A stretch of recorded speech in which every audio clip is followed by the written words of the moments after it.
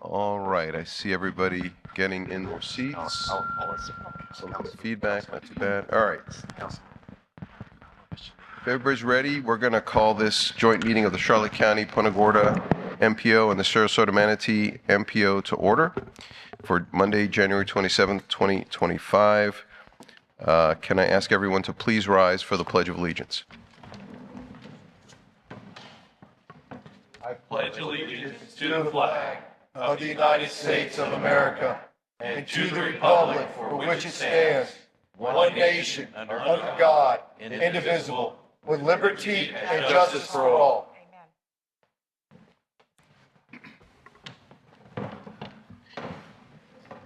Thank you, everyone.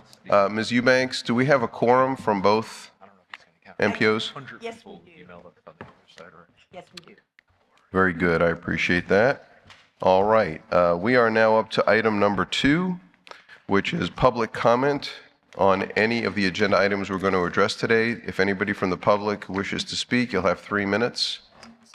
And we'll ask that you state your name and address for the record. Anybody wishing to speak? Okay, I see no one rising. We'll move on to director's comments. We'll start out with David Hutchinson from the Sarasota Manatee MPO. Thank you, Chair Constance. I'm going to actually try to cover your item number 1, the joint interlocal agreement, as to why are we here. I'm going to give a little bit of history. And we've been doing this every year, and I think the Charlotte County-Punta Gorda MPO might have 1 or possibly 2 new members, and we have several new members on our MPO. And we years ago, back in 2000, there was a big push to consolidate MPOs. We had a lot in Florida, and the DOT was saying we need to combine, and we want regional coordination. And in our case, we demonstrated through some analysis that was acceptable to the state that there was better representation through this process for the citizens of our regions, that if we maintained separate MPOs but established formal mechanisms for coordinating on our long-range planning process and other planning activities related to the federal and state funding processes. So we established at the time an interlocal agreement with the 2 MPOs. And over the years, we've had a great amount of success in prioritizing projects of mutual interest and in having a good opportunity for the 2 boards of elected officials to exchange ideas and priorities and to move forward as we collaborate in trying to bring federal and state money into our area. So we included in your packet the latest version of this interlocal agreement. It's now was including Lee County because, like in the year 2000, when the Bradenton, Sarasota, whatever it was named then, now it's Venice, urbanized area, and now it's urban area. As you can see on the map, back in 2000, it extended all the way down to Boca Grande. And they did not make us include Lee County in our interlocal agreement then, and in 2010, when they redrew the urban area boundaries, it cut out Boca Grande. It was not considered part of the urban area. But in 2020, it was back in the urban area, and Federal Highway said, whatever you do with Charlotte County, include it for Lee. So the bottom line is, for the planning areas, we follow the county boundaries. The Sarasota Manatee MPO does the planning for the urban area that's in Sarasota County. The Charlotte County Punta Gorda MPO does the planning for the portion of the urban areas, the 2 urban areas, because Northport, Punta Gorda, is that what it is? is the other urban area, and you do the planning for the parts of those urban areas that are in Charlotte County, and then Lee County does the transportation planning for the portion of the Sarasota, Bradenton, Venice urban area that's in Lee County.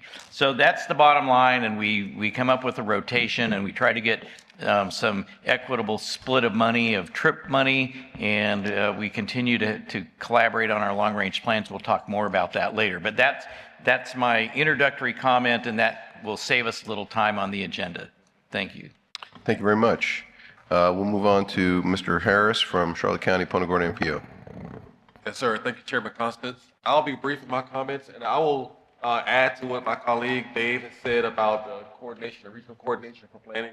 So the regional meeting that we have here, the joint meeting with Sarasota, Manatee that we had in January, and the one we have in Lee, these are the cornerstone for these regional transportation projects that are game-changing projects. That we're ever going to make those projects a reality, like intercity rail or any type of regional airport or regional roadway system or tolls, we're going to have that regional coordination. And these meetings are that opportunity to have those discussions.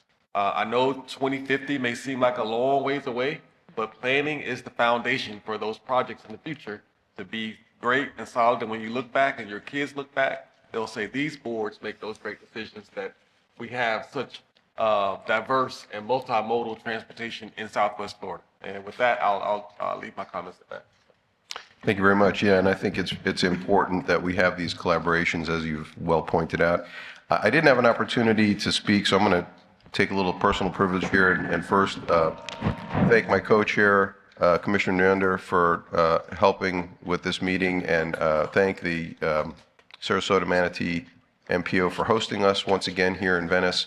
And I know you guys have had a long morning, so I'm trying to kind of supercharge this meeting and not waste your time. But I do want to recognize we have a couple new members from the Charlotte County MPO. We recently had Commissioner Doherty come in to make the third commissioner, and then Janine Polk is now the official representative from the city of Punta Gorda.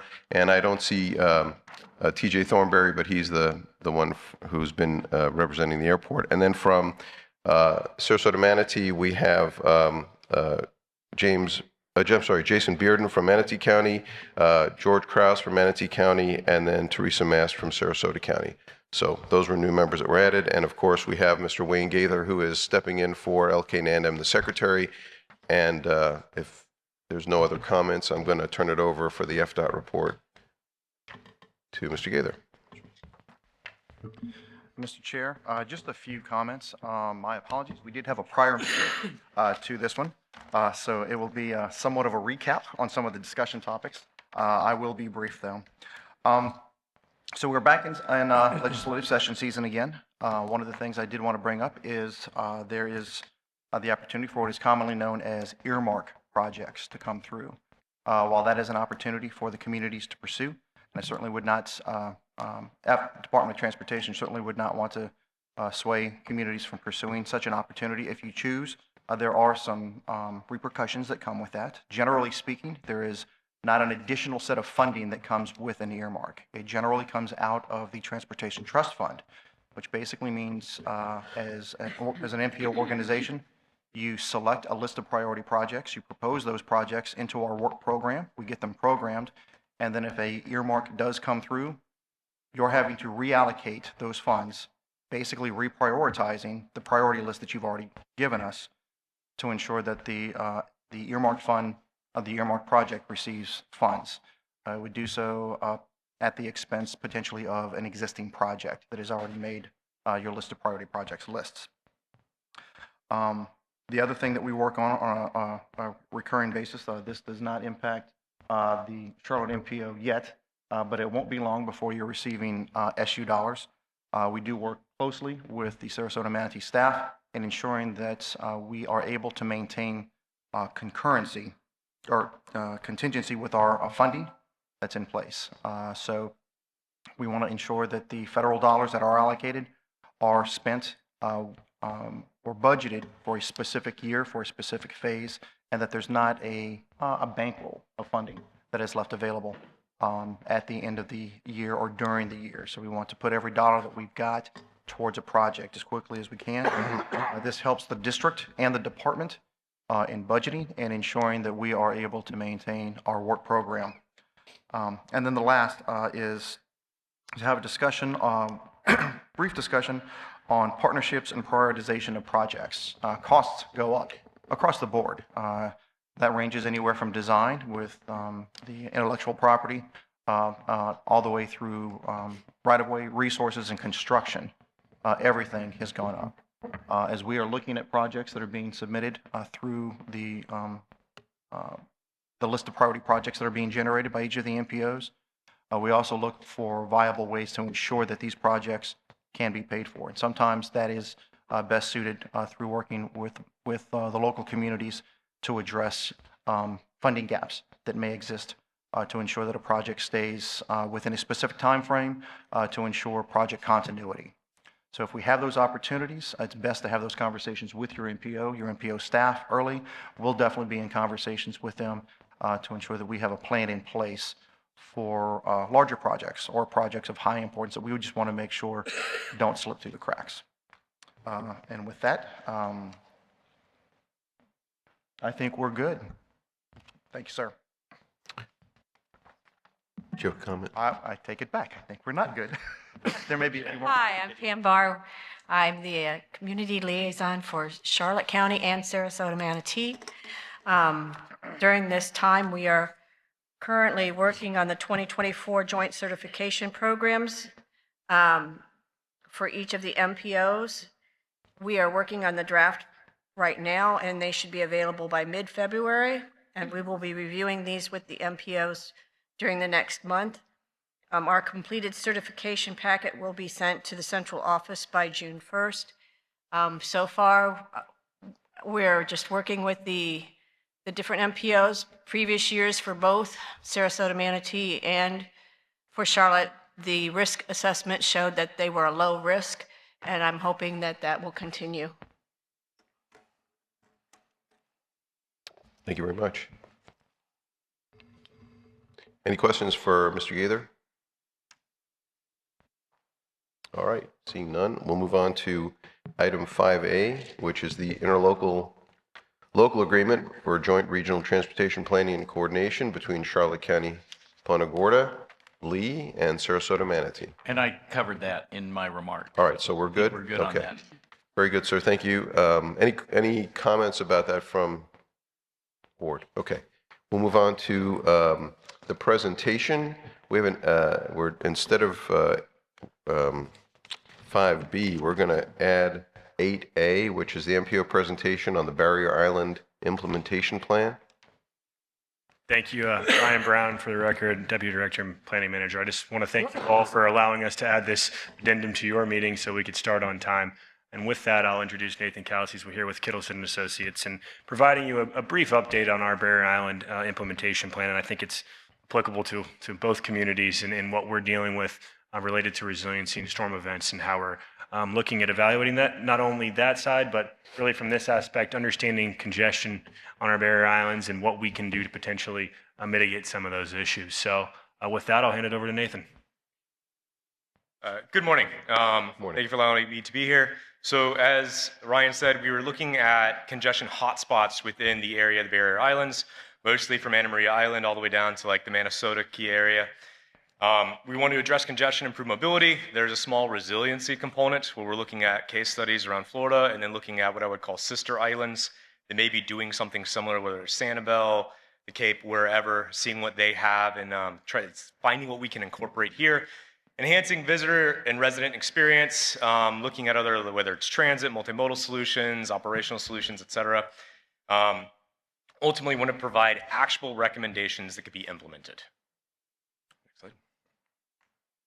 So one of the things, Varshini can email it out, is we're putting together a congestion dashboard.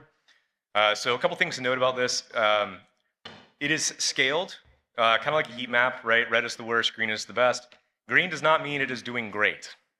It is just a scale to try to find the worst areas, right? It's arbitrary. It's something that we kind of played with to identify the worst of the worst. So that's one of the comments we get back consistently. You can see some of the bridges at the north end, looking at Cortez and 64. There is consistent congestion heading towards the islands. What we're trying to find are the point locations we can make operational improvements. So, methodology.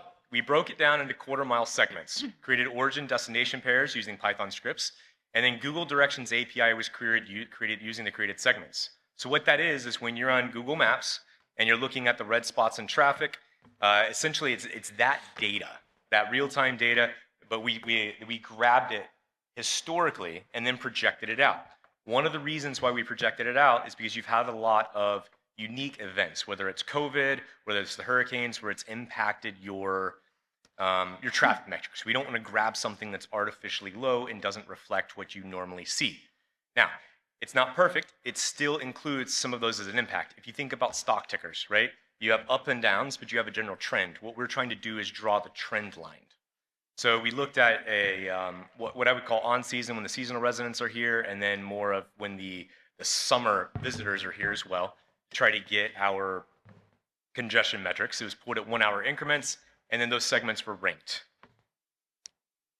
Yes, sir. Real quick, why were those dates selected though? Because if I were picking season, I would pick mid-February or even almost into March, where we have spring training. So like the last week of February, first week of March, or something like that. That's really the middle of season. And then May, yeah, you've dropped off in April, but not, really June, July. So is this arbitrary? Why did you pick those segments? We were trying to get within, part of it had to do with when the task started, right? So we wanted, we want to capture when seasonal residents are in here, but not necessarily when the holidays. We wanted to get right after the holidays. It was something we worked with the MPO on. It wasn't something that we chose agnostic to what the MPO desired. And then the other was trying to just find the best spot. We've worked with, so my background, I worked previously with FDOT, and we did the original Barrier Island traffic study. Right. A lot of data collection with that. One of the things that I do want to point out, because the when data is collected always comes up, is, are you familiar with the idea of significant digits? So it's the idea of, if I'm measuring in a 1/16 of an inch, but somebody else is measuring in a 1 inch increment, even though I have data to the 1/16 of an inch, only to the inch matters, because that's where all the other measurements are taken.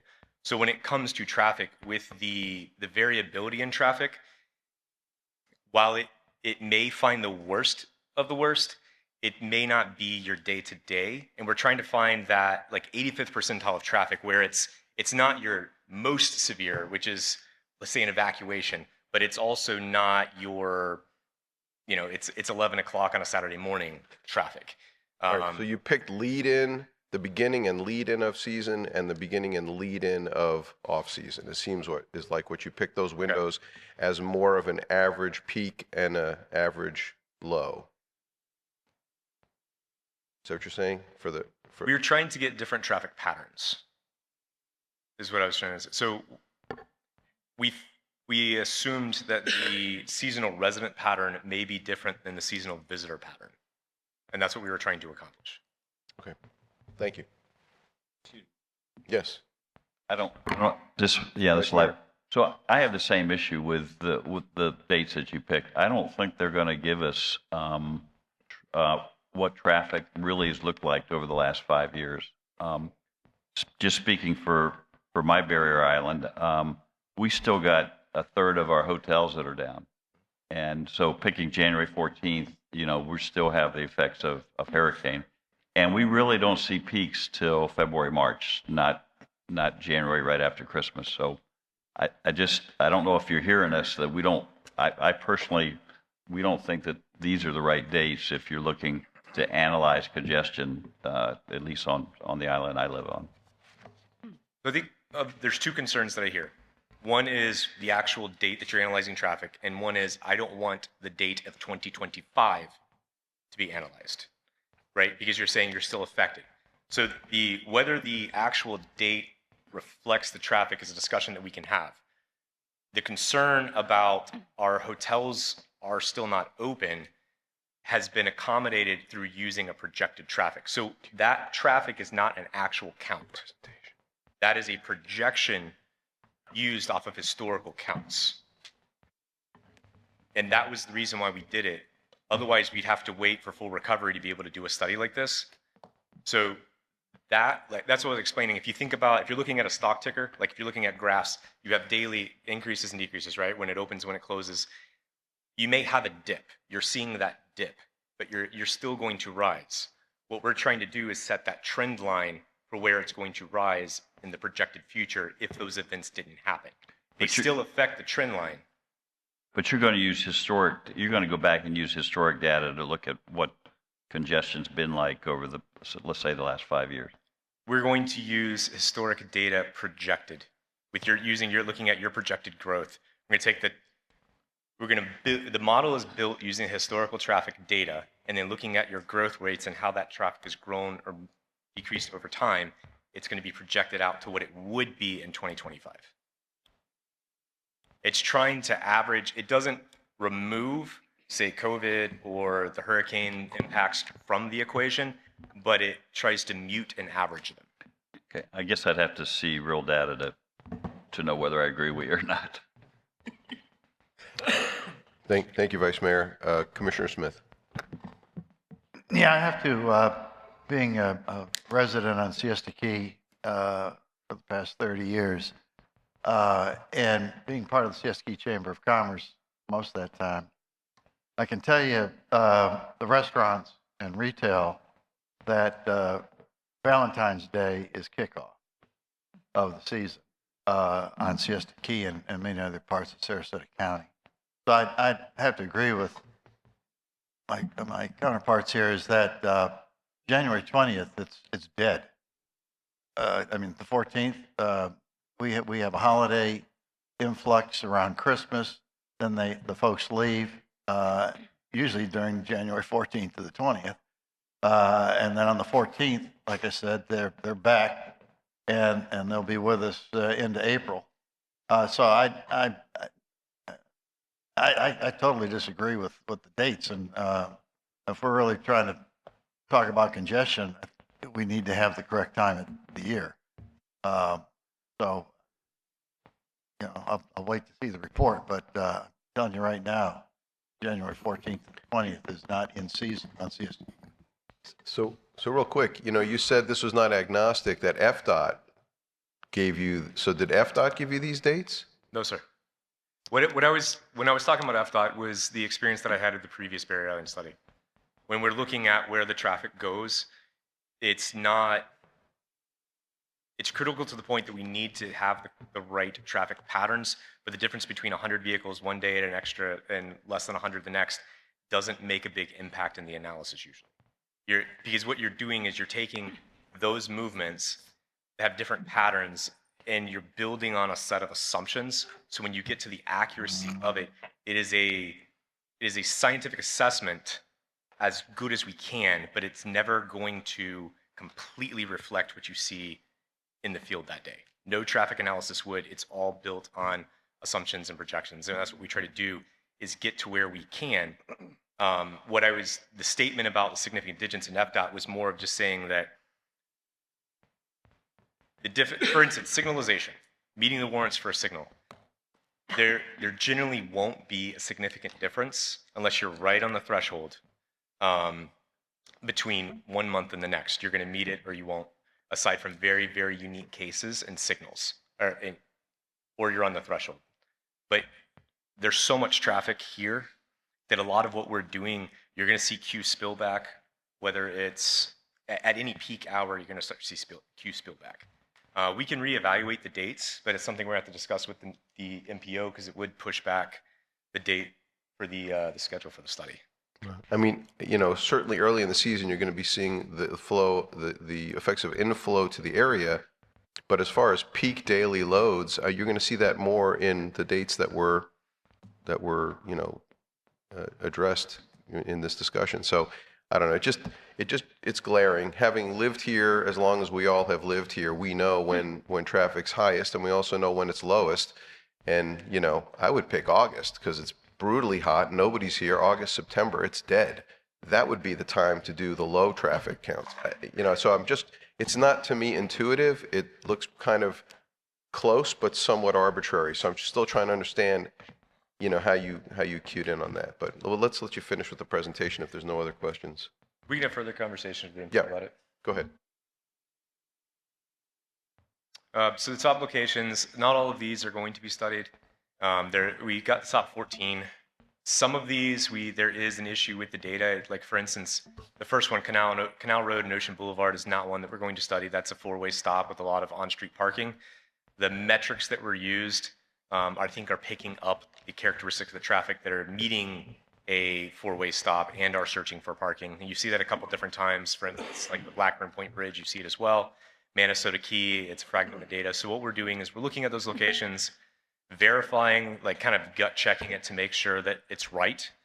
And then the next step is getting more in-depth traffic data at that location and working through a series of potential improvements. What we're going to be keeping an eye towards is stuff that's implementable, stuff that can actually get done, and try to focus on the worst of the worst areas.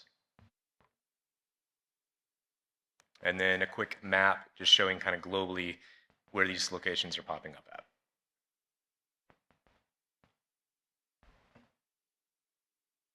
And that's it. Okay. Thank you. Any questions? All right. With that, we will move on to 5B, the Long Range Transportation Plan LRTP Coordination. Thank you. Good morning again. And I know for our board, we've talked about a number of these already, but I'll give you a brief update on what we're doing with regards to our long range plan update. Next slide. Thank you.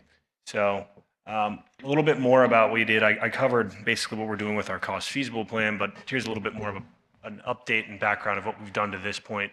Thus far, we've completed our background research, created our vision. The outcome of that is identifying formalizing our goals and objectives. We've held a workshop back in December as well as another outreach event. And our survey too is currently live. That will result in a formalization of our goals and objectives as well as how we prioritize our projects within our long range plan.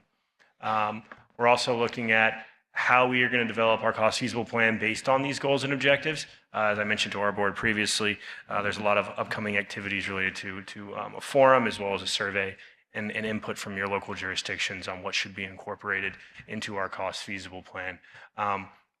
The specific dates for those will be set as soon as we've got event locations, but they will be occurring primarily in April and March of this year. If anybody cares to take our survey, we'll take any opportunities we can to get more respondents on our survey. This is our system evaluation. So basically asking you to prioritize and give feedback on project types, which are more important to you. Is it capacity? Is it trails? Is it resiliency? Is it safety? We're asking for feedback from any and all people that are interested in providing it. So there's a link there. Is also the website is www.transformtomorrow, the dash there in the middle.com. And it's got our entire update for our long range plan and information related to that. Our cost feasible plan is mentioned. We're finishing up our cost revenue.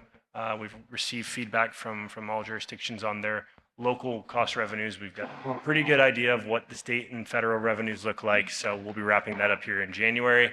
As mentioned, we'll be meeting with your city and town and county leadership and receiving feedback on your major priorities at our town tours. In April, we'll be holding our final stakeholder workshop related to the cost feasible plan and formalization of our LRTP. And the result of that will be a formal cost feasible plan as well as a draft of unfunded needs.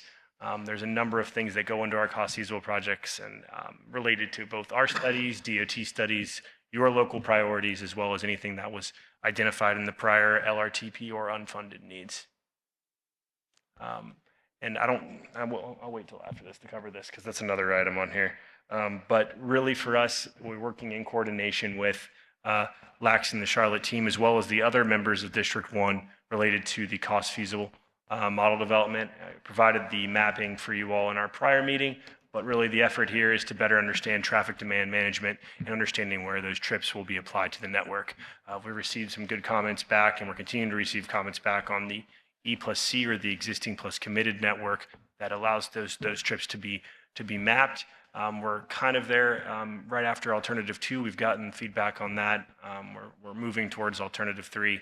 The next few alternatives we'll be able to kind of formalize exactly how and what projects we want to include in the upcoming cost feasible plan.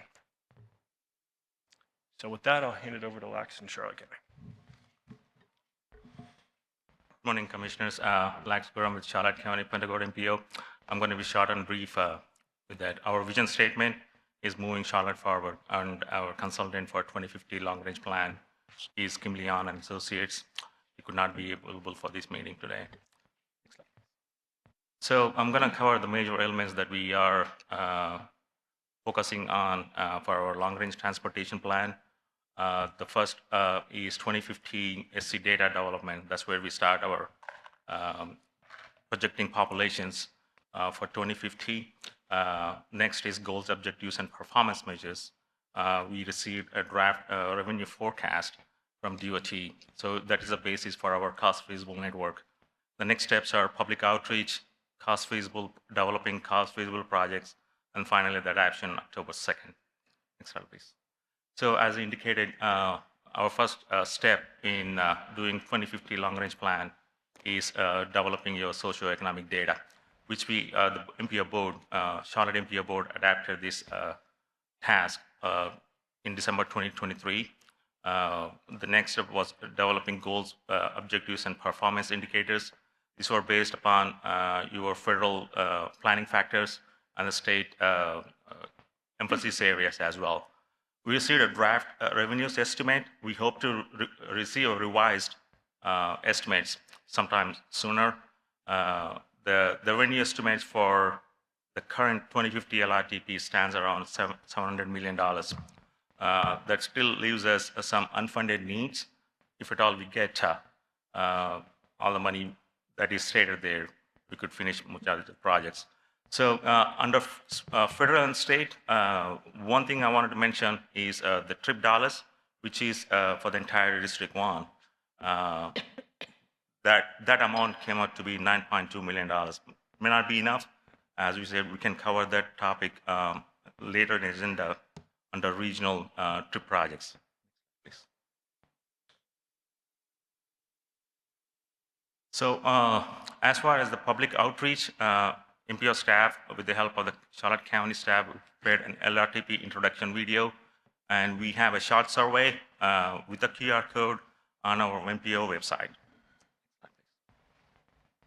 Towards our public outreach, we have at least 10 workshops in different parts of the county.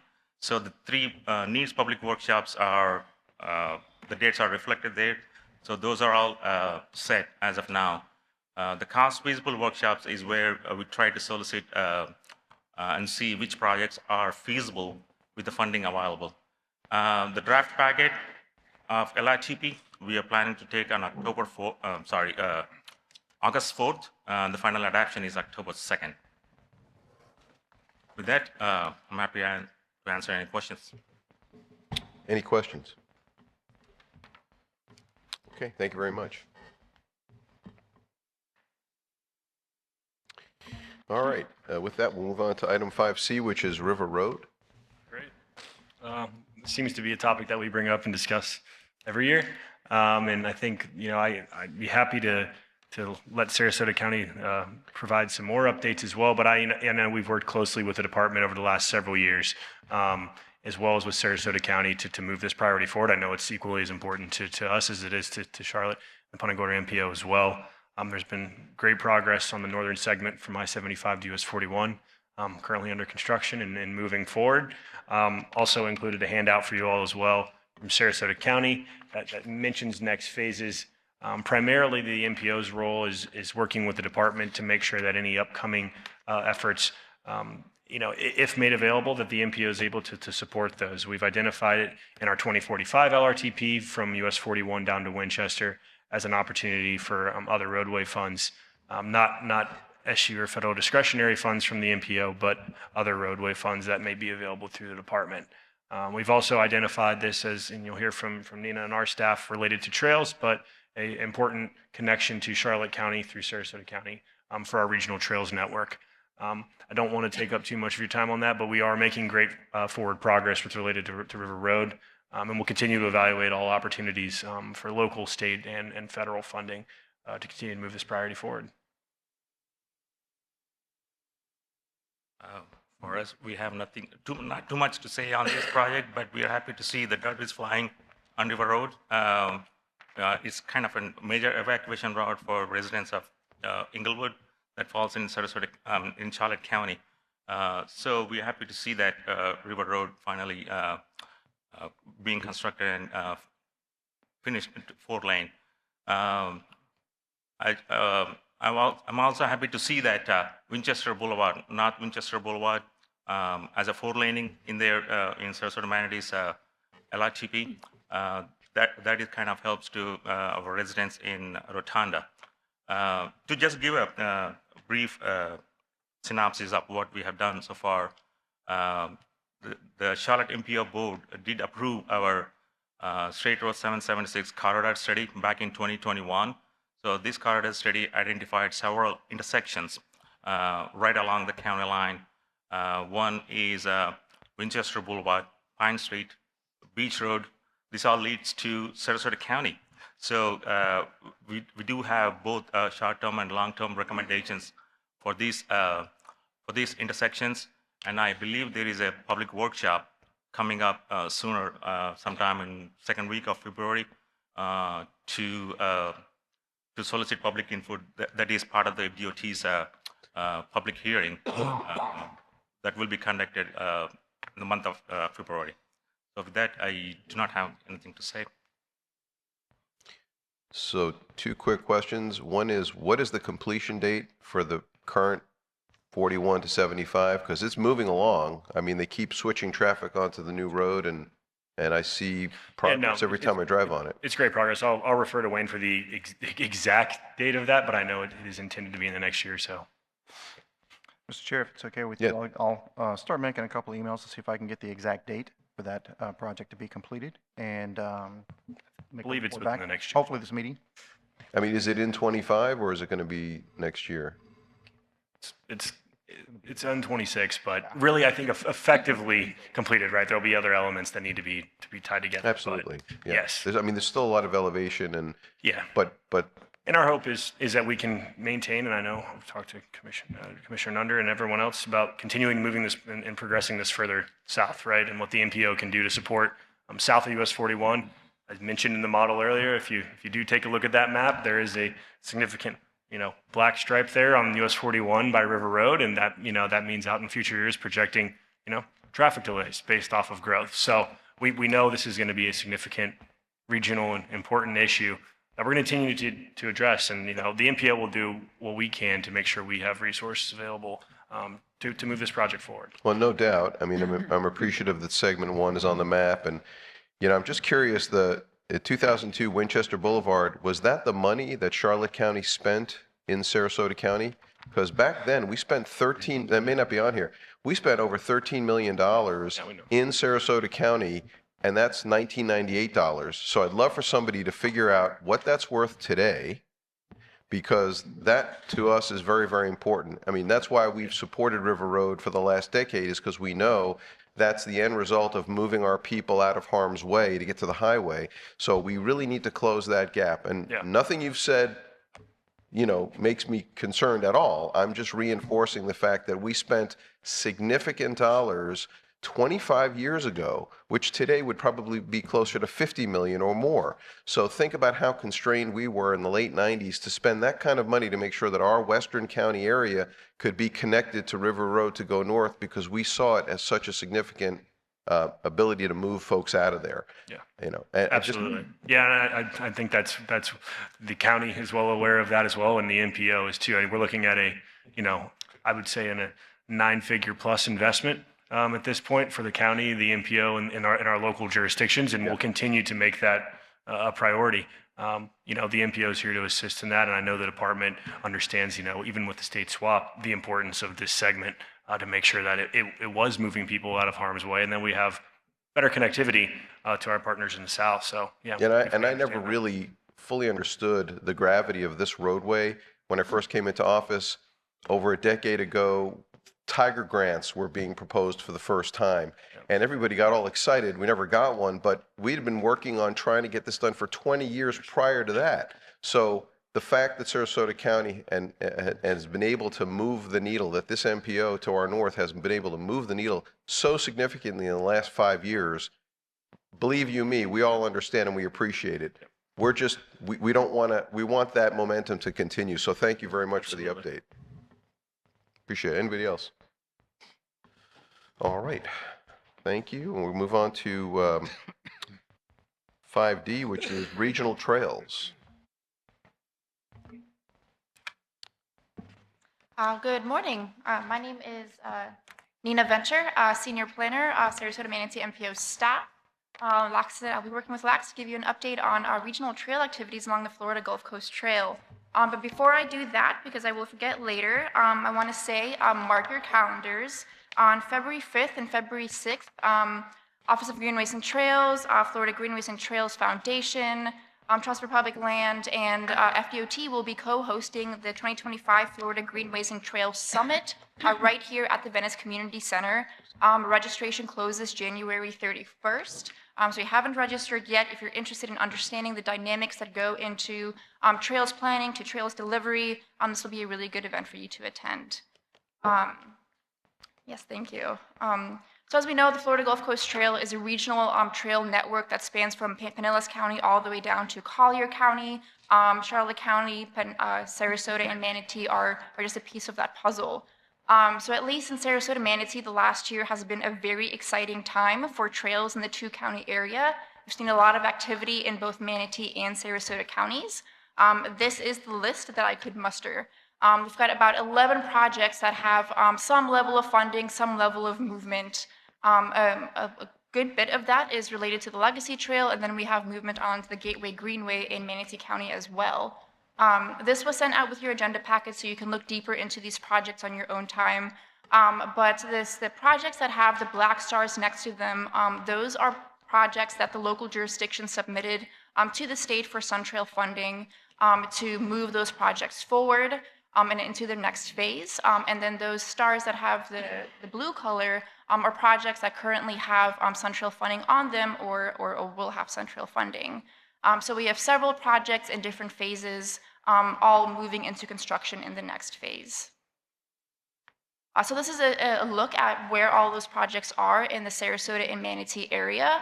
So a great deal of work happening north of the Manatee River through Mayaca State Park. And then we've got the overpasses heading into city of Sarasota.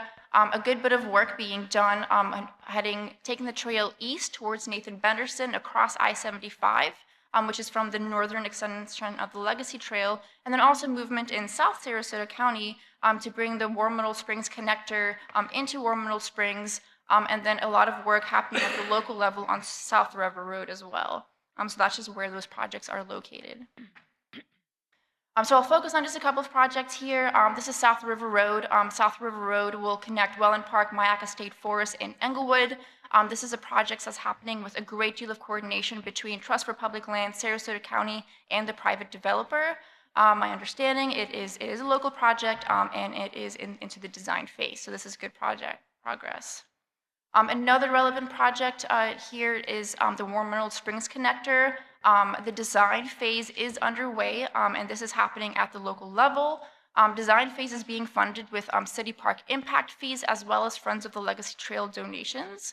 And the city is pursuing construction funding through SunTrail for about $3.7 million to lay that connector into War Mineral Springs. This is a really cool example of really great coordination between the city, the county, the MPO, as well as grassroots community partners as well. And lastly, or semi-lastly, this is just a look at some of the projects that are kind of happening near sort of the urban core of Sarasota County, near the city of Sarasota and the Northern Legacy Trail extension. The Legacy Trail Northern Extension is really where the trail moves from into a more urban, suburban, and urban context. So we have a great, many more frequent trail crossings, and a number of these are happening on major arterial crossings. So we've got the Clark Road overpass, Bee Ridge overpass, Bahia Vista, upcoming Tuttle, and Beneva are all in design. And Clark and Bee Ridge are those major arterials. So safety is an important element here. And then I also just want to mention, because we did present to this meeting last year, 3 projects that are happening: the Beneva Road to Fruitville Circus Trail Extension and 17th Street to Nathan Benderson. That is an outcome of the MPO's Sun Trail Alignment Study that was adopted in May 2023. So it was really great to see a lot of forward movement on that completed study to get those projects moving forward into construction. And then lastly, safety is, of course, a very vital element to multimodal transportation. So we've got Beneva, Bahia Vista, and Tuttle all entering in their design phases now. State Road 72 and State Road 789 overpasses are complete. 2 weeks ago, I heard about a ribbon cutting. So if it's not complete yet, it will be very, very soon. And then, of course, we have the Laurel Road overpasses. And this is important for safe access to the trail, improving comfortability of using the trail, and making sure that we reduce conflict points.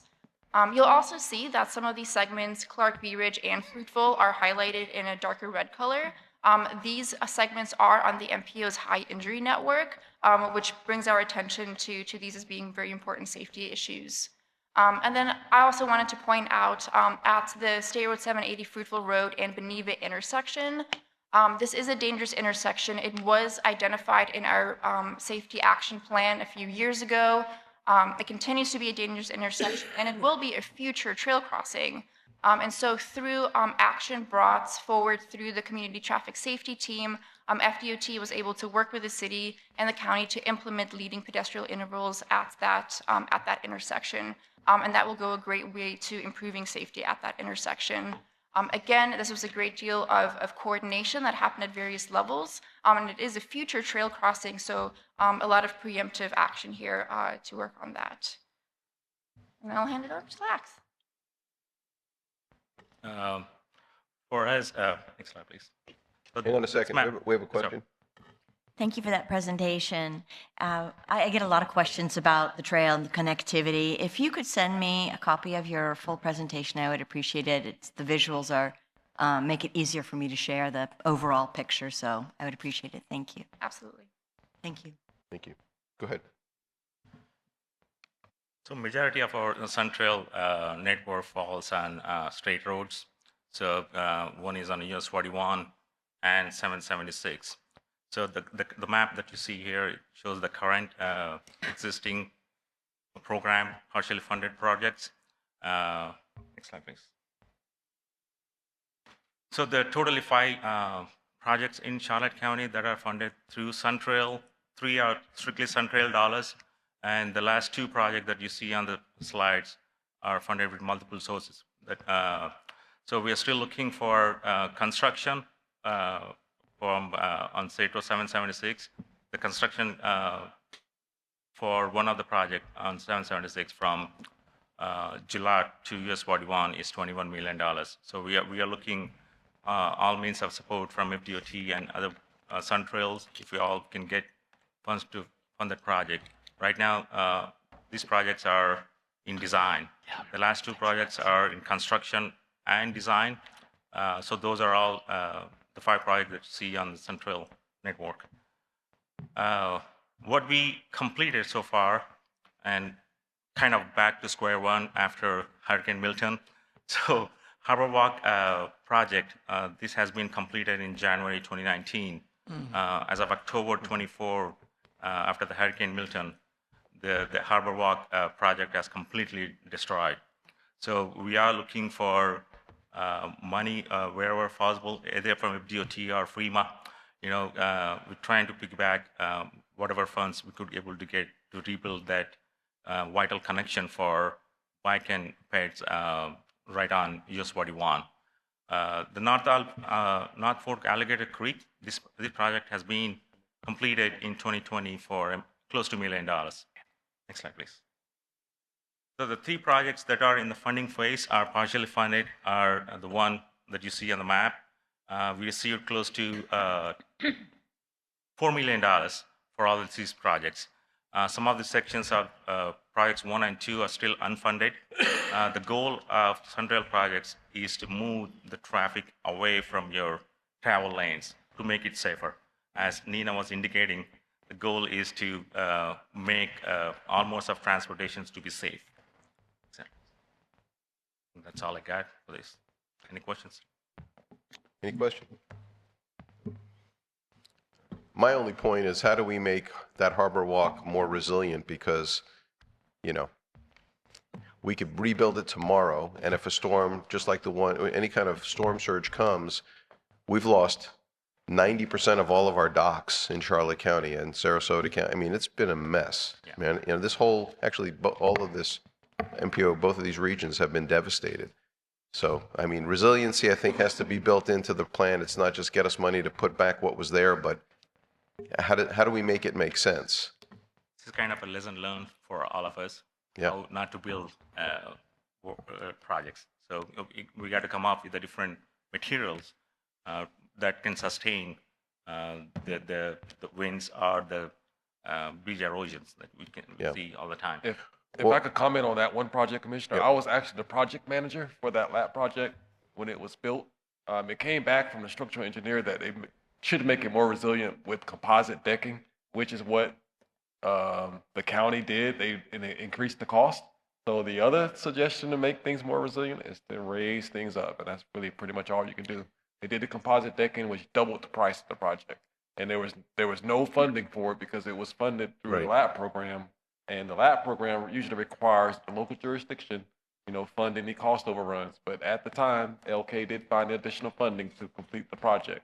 But it was suggested to make it more resilient, to add that composite deck. Right. I mean, at the time, it made a lot of sense. I mean, maybe another option is to have a significant number of the sections be floatable. And then if the storm's coming, you detach them and move them someplace. You know, I mean, that might be something to think about. But, you know, it's sad because we, at the time, did everything suggested, and yet who in their right mind would think what happened would actually have happened. So, okay, thank you.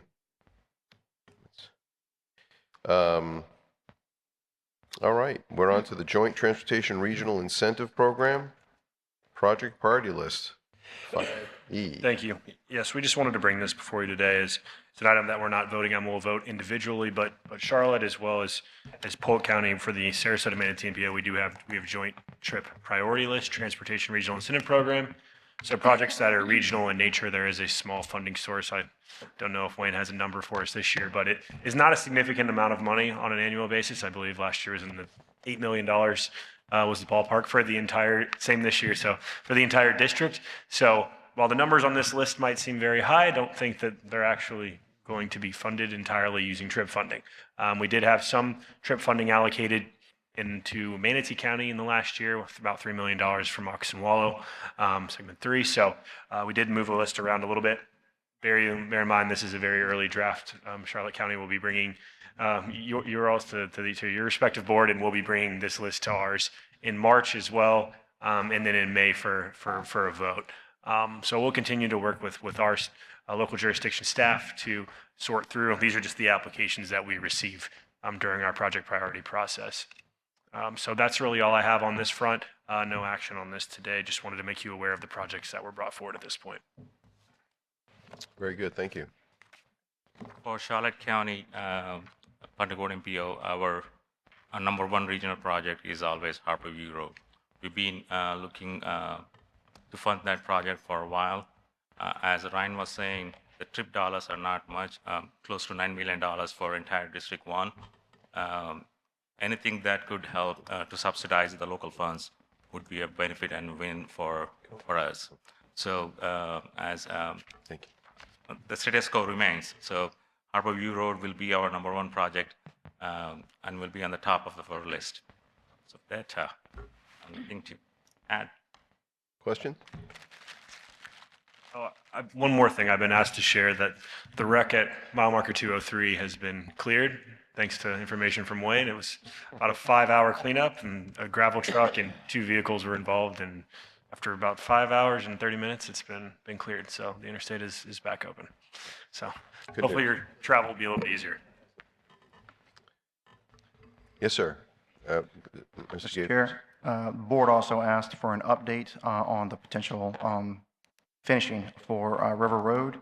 We're looking at the early months of calendar year 2027 for the completion of that project.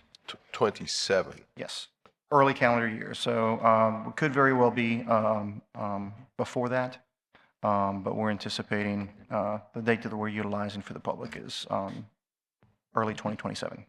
Gotcha.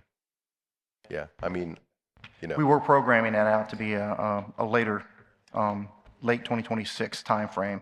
As we obviously move forward on the project, we're ironing things out and making sure that we've got some. I mean, it's a massive undertaking, and, you know, I'm not smart enough to know or experienced enough to know all the stuff on a punch list, and there's just so many, because you have to build the plane while you're flying it. So I know it's very difficult to keep the road open and keep doing the construction. So, okay, we are down to board member comments. We'll start with Councilman Member Coker. Anything?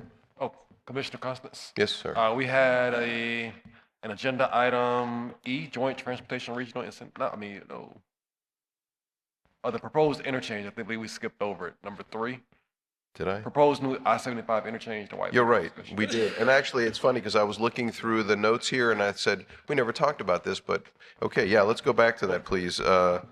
Item 5B3, the proposed new I-75 interchange at Yorkshire Raintree. Sure. And Yeah. prerequisite projects. We can briefly mention, I know, and Flax wants to add anything as well. I'm sure you can. But in terms of the interchange at Yorkshire Raintree, I know the MPO took an undertaking a couple years back related to white paper that explained, you know, what was needed, what was expected of our locals, as well as what can be done at the state level with regards to a new interchange at Yorkshire Raintree. There was a number of things mainly related to the development and build out of either the existing network that can support that interchange, as well as any kind of development that would generate enough average annual daily traffic to make and warrant an interchange at that location. That will continue to be evaluated. We've been told in the past, and I'm sure that stays the same, that an IJR or anything like that is probably not in the best interest until we've completed a number of improvements to the surrounding transportation network. We don't want to waste our time and get put on a list that says we evaluated it and we won't come back for another 10 years and look at it again. So we want to make sure we're investing. And we've had discussions with Charlotte County about, you know, creating better connections. Hillsborough is one of those conversations, as well as 41, and how do we match our network for something at a level of investment of a new interchange, you know, in the scope of, you know, probably hundreds of millions of dollars. So we have to make sure before we make those recommendations that we've got the necessary warrants and thresholds to meet that kind of demand. So that's really all I've got on that right now, and certainly working with the county and the city of Northport on those local improvements will be important over the next several years. Okay, very good. So since the white paper has been adapted by the heard by these 2 joint boards, MPO staff did a Veterans Boulevard corridor study with the help of DOT. We identified several intersections that lead to this interchange. Most of these projects are in our project priorities. On the top of that, Charlotte County is looking into making improvements on Veterans Boulevard for making it more safer and easy to travel on these intersections. A couple of these intersections have been brought up at the meeting before. One is Yorkshire. Yorkshire has been identified as an potential connection in the white paper. The long-term goals for that intersection have been either to widen, the lanes, lane modifications are around about that intersection. We're also looking at Harbor Boulevard. Charlotte County did have enough right-of-way in case in the future if we need to have that possible connection to Yorkshire interchange in the future. So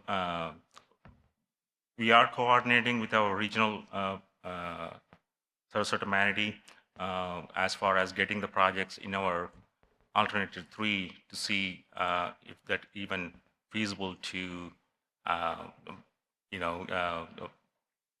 pick some momentum. So we are working on it, and there are a few more projects that we are trying to get into other alternates of our District 1 regional model. We hope to get those projects and see where we are as we move forward. Thank you very much. Any questions? Yes, Commissioner Doherty. Thank you, Mr. Chairman. Blacks, I guess what I'm hearing, though, is that there's a need for a better understanding of the development around these future interchanges within the city of Northport. I mean, what will growth look like before, am I catching that correctly? I'll explain it, Lex. So really, the engineers and project managers for FDOT, they've been pretty consistent, saying that we need to shore up those regional roadway connections that would funnel towards the new proposed interchange. So they're saying that continue progressing with your roadway improvements within your local jurisdictions, and ramp those numbers up to what would make the time for the IJR right. We don't want to do the IJR, the intersection justification report for Federal Highway, too early, because that will sit on the shelf and go stale. So what FDOT is telling us to shore up those roadway connections, and albeit from a catalyst like a large box store or a large traffic generator out that way, the time wouldn't be right to do the IJR for at least another 10 to 15 years. So that's what they're saying. Well, as a person who goes through the Kings Highway, I-75, exit 170 twice a day, it's a mess, okay? And maybe that's what we really need to look at. If there's ways, though, of not only looking at the development up at those proposed interchanges from the standpoint of growth in the city of Northport as to how do we change our network to possibly funnel up Yorkshire and other to create the traffic from Charlotte County that would justify it.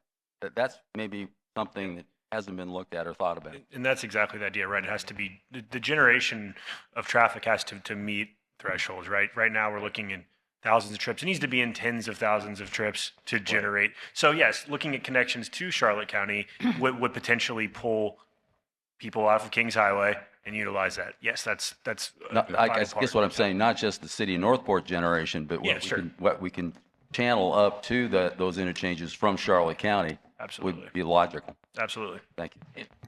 Yeah, well, an F rating definitely helps, right? An F rating definitely helps in that location, right? Yes.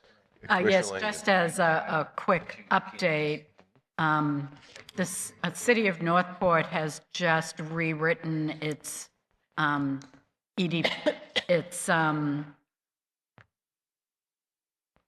land use development, and has rezoned the area. We've expanded Activity Center 6 out in the Yorkshire area and have created a 10th activity center that is adjacent. And we are funding this year a master planning effort for that area. I've also started talking with staff. We've been thinking about infrastructure improvements working from Toledo Blade East. I think we should talk about extending utilities from Charlotte County West as a way of accelerating some of those infrastructure improvements that the MPO is looking at. So I know our respective staffs are beginning to put together an agenda for a joint meeting between the city and Charlotte County. And I'd really like to have on that agenda some out-of-the-box thinking of how we accelerate infrastructure improvements in that area working together. The fact that the city still cannot borrow money does sort of put a kibosh on our ability to be proactive in these kinds of situations. But I think if we work together, we might be able to accelerate satisfying some of the requirements in that white paper that the MPO is looking at from a local investment point of view. So perhaps we can follow up with each other after this meeting and help make that happen. Yeah, well, we funded a a water line all along Hillsborough, so that's going to be going in. So. I take Hillsborough every single day, so I'm intimately acquainted Okay, with good. that project. Good to know that. Commissioner Tiseo? Yeah, thank you, Chair. So you stole my thunder, Mr. Chair. I was going to talk about that water line on Hillsborough. Sorry for the inconvenience. We're trying to get that done as quickly as we can. Happy to have it. It'll be a great net benefit though, It for will. everybody, yeah. Mr. Doherty, your point about Kings Highway, when we first talked about doing this new interchange, for me, that was the impetus to get this thing rolling, was because of what's going on at exit 170. I believe it is failing, correct? By 2015. Right, okay. So it's failing, and what are we going to do about it? This seemed like the next best thing to do is create another interchange. And in terms of Veterans Boulevard, needing to do some of those improvements in advance of moving the project forward, I guess at the federal level, so it doesn't sit on the shelf, so to speak, and get stale, is what I heard. We're doing it in phases. So in Charlotte County, we approve certain improvements to be done, such as right turn lanes, and I think some median work. But the study we did jointly with FDOT also included some signalization. And because of budget constraints, we're doing this in pieces.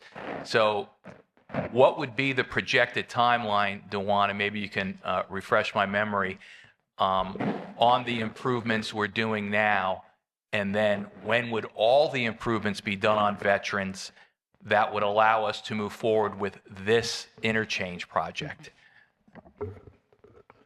The timing for the veterans projects, those will be contingent upon funding. As Lex indicated, we're slowly but surely making a little bit of dent on some of those projects that were identified in the Veterans Corridor Study. However, the timing and everything will be contingent upon actually what's needed for some of those improvements. I know there are a lot of intersection improvements, but each project could take 2 to 4 years depending on which phase needs to be done. So, but as far as the numbers, when we'll be to that point where we're actually at a point where it's good to do the IGR, we think we have those threshold numbers. That would be hard for me to predict. I'm not a modeling expert. That would be more Lex and Ryan. But I'm thinking 10 to 15 years. Yeah, so. Because to do all the recommendations included in that joint corridor study, it's probably a decade or longer before we get those. Right. At least, yes. At least. Yeah, well, it is a long-term project. You talk about 2050, yeah, it's going to be every bit of that.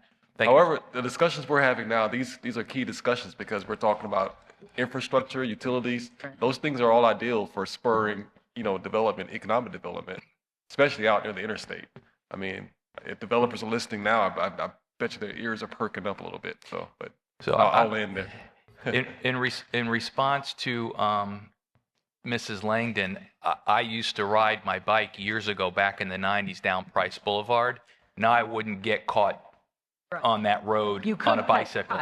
Yeah, I would be caught dead on that road. There used to be nobody out there, and Price and Toledo Blade was a stop sign. And this is going back again to the 90s. And I believe you've targeted that corridor as one of your main corridors now, that you're looking to 4-lane, but I think there's some funding issues. If I may, Mr. Chair. Yes, in fact, we're looking at the widening of Price in phases. Phase 1 is happening currently. Phase 2 has been considered from Sumter out to River Road, and I'm saying, no. It needs to be Toledo out to Yorkshire in terms of priority. So again, it's that infrastructure issue. And I'm really thinking we need to start, and this is for my city also, rather than thinking of developing infrastructure from Toledo out, let's do it from Kings Highway west and see if we can accelerate some of these investments, because it's going to get a whole lot worse before it gets better. So I live off of Veterans near the Kings Highway exit. I actually get on Price Boulevard right off of Veterans, and that's how I go to Toledo Blade because I do some things in the city, and also to get on the interstate if I'm going in that direction. Right. I use that. It's a huge road that I think. And I use Kings Highway when I'm going south. So, yeah, I get it. Yeah. Thank you, Mr. Chair. I mean, not to belabor this, but I think it was like 8 years ago that I introduced this at this very meeting, and I think Al Mayo was the chairman, and I basically was very blunt about it. I said, we need a new interchange at Veterans, but it doesn't make sense. So if the city of Northport and the county of Sarasota and this MPO to the north of us is interested, we will support you for Yorkshire or Raintree, because that makes a lot more sense. Right. But let's not let it get lost. That was the reason we started, not because we were anticipating development in Northport. We have an F, and we have a problem. And it doesn't, we're trying to be good stewards and plan appropriately and give this to our neighbors to the north. But we're the ones driving this to begin with, because we have such an excruciating problem where we are. That's, I mean, so, and then we were very, at least I was very excited, I think 3 or 4 years ago when this was brought up at, again, this joint meeting up in Manatee County, I think it was hosted up there. And everybody was excited because there's a lot of commercial infrastructure and trucking that could go up to Port Manatee through this particular interchange coming off of Arcadia, coming off the eastern part of the state and coming through. It's a much better way to run it. So we're working on that roadway structure from wherever this is off 75 across south of the Water Authority to Kings Highway to bypass all of that mess at exit 170. So again, really good coordination regionally to make sure that this happens, and it's on the record, just for you. Yes, Commissioner Doherty. One final comment, Mr. Chairman. Wayne, I happen to sit on the National Association of Counties Transportation Steering Committee. We'll be in Washington, D.C. March 1st through the 4th. Yes. I would love to get a name, while I'm in town up there, name of someone at the federal level, DOT up there, and talk to them about this process. If it's appropriate. I don't want to screw anything up either. I mean, sometimes I've gotten involved. I don't plan on talking to the legislative people about this, the congresspeople. I just want to talk to the agency and find out what the process is and why we have to wait so long. It's just unacceptable. But I'd appreciate getting a name. Appreciate it. I'd make the recommendation, Chair. Yes, sir. I'd make the recommendation that we start that conversation at the district level, and then we'll move up. Okay. So we'll start this conversation at the district level with our folks, and then we'll start to move that up to understand the overall process from the grassroots moving up. I'll be more than happy to give you my business card before you leave, and I can schedule that meeting for a quick discussion. Then we can sit down there and have kind of iron everything out quickly. Well, that's where I need the clarification. Is it FDOT that decides this, or is it the federal people? It's FHWA. That's their roadway, and we are charged with being responsible for maintaining it. I just want to talk to somebody who's the ultimate decision maker, the federal people. I'd like to coordinate with you guys. Don't misunderstand me, but I'm up there. I might as well take advantage of it. Understood. Thank you. Yeah. Thank you, Mr. Chairman. Yeah. Commissioner, I would just make sure we get with our staff, because when we go on these legislative visits, we read off the script. It has to be approved by the board. DC. Yeah, even when we go to DC, yeah. If we're making a legislative trip up there, we need to get the specific language added to our agenda so we all understand what we're talking about, so we don't cross wires up there. That would be the only comment on that. But I don't disagree. Bending an ear of an agency, if it's at the appropriate time, is certainly on the table. We have the opportunity. Yeah. Thank you, Chair. Thank you. 100% agree. I think the more touches we have, again, the squeaky wheel gets the federal dollars. That's the bottom line. Okay. Any other comments or? All right. So we're done with that item. We're going to move on to comments, and we'll go back again to Councilmember Coker from Bradenton. Anything? Just wishing everybody safe travels, and I'll defer any comments to the mayor. Thank you very much.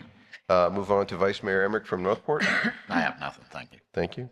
Councilmember Polk from City of Punta Gorda. Yes, I'd like to say I didn't hear too much about Harborview Road, and I'm very concerned because I have an 84-year-old mother-in-law who lives off that street, and I lived there for 20 years.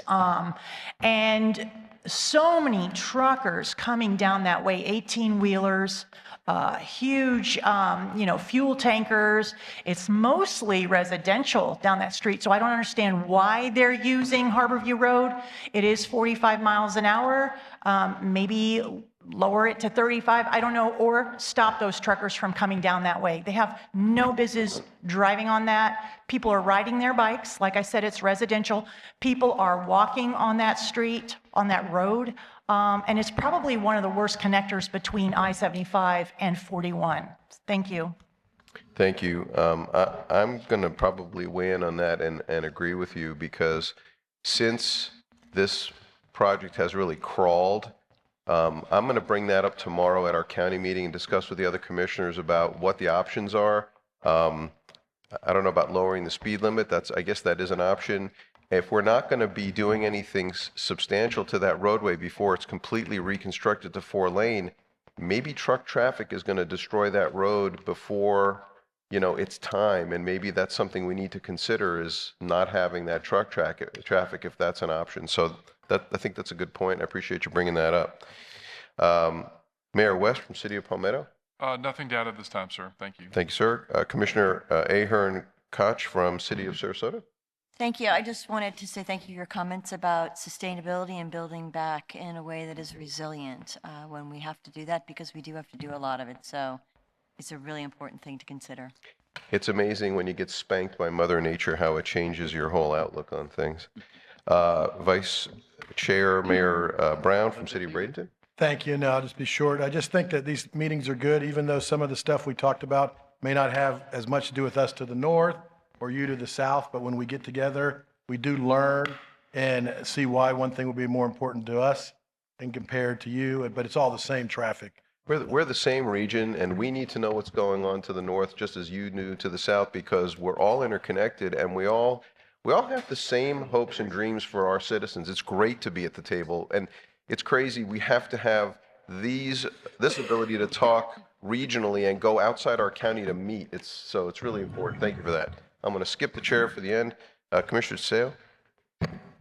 Yeah, thank you, Mr. Chair. Welcome to all the new MPO board members. If you haven't gotten your dictionary on acronyms from staff, go ahead and get it, because they'll blow your minds. It's like a different language. I remember when I first got on this board, it was mind-blowing. Also, I think, Commissioner Constance, when you're talking about the $13 million Charlotte County investment into Sarasota County, I think I heard Commissioner Newander just say thank you. I think that's about all you're going to get for your crying about the $13 million is a thank you. It's history, and people need to know that. That's right. That's right. That's all I have. Thank you. Thank you, Mr. Chair. Thank you very much. Vice Mayor Haycock from Longboat Key. Yeah, I've really enjoyed serving on the board the last 5 years, and this is the only time I see some of you, so I'll miss seeing your friendly faces. And we don't ask for much on Longboat Key, but when we do, we really need it. And we've got a couple projects that have been funded, and then we have 3 or 4 that we're hoping to get funded in the next 5 years or so. So don't forget about us. Thank you, sir. Commissioner Doherty from Charlotte County. Thank you, Mr. Chairman. Glad to be back on the MPO. Appreciate the meeting. Good meeting. Look forward to working with everybody. Take care. Thank you. Commissioner Langdon from Northport. Yes, Mr. Chair, I really value these meetings to get together with my Charlotte County brethren. After all, we do share the same grandparents for good and for ill. So I often think that the city of Northport has more in common with Charlotte County than we do with some of our more northern Sarasota County cousins. So I really value this opportunity to work with you guys. That's fighting words. Might want to join us. Easy enough. Well, just time and population have caused us, and with the roadway infrastructure, to grow. You're part of our urban service area when you look at the maps. So we absolutely have to collaborate on this kind of stuff, and this interchange project is sort of an absolute highlight for why that has to be going in that direction. So I appreciate that. Commissioner Bearden from Manatee. I have nothing at this time. Thank you. Thank you, sir. And Mayor Alpert from Sarasota. Nothing at this time, too. Very good. Commissioner Neander. Yep. Thank you, Chair. Chair. Thank you very much. Thank you. Briefly, great meeting. It's always fun to get together with regional partners in this part of, I call this the coastal communities, right? We all know that Florida is a destination of anywhere between 1,000 to 1,300 people a day moving into the Sunshine State. So I do find these get-togethers and these conversations meaningful, and certainly hearing perspective around the community in the area of our state is valuable, at least to me.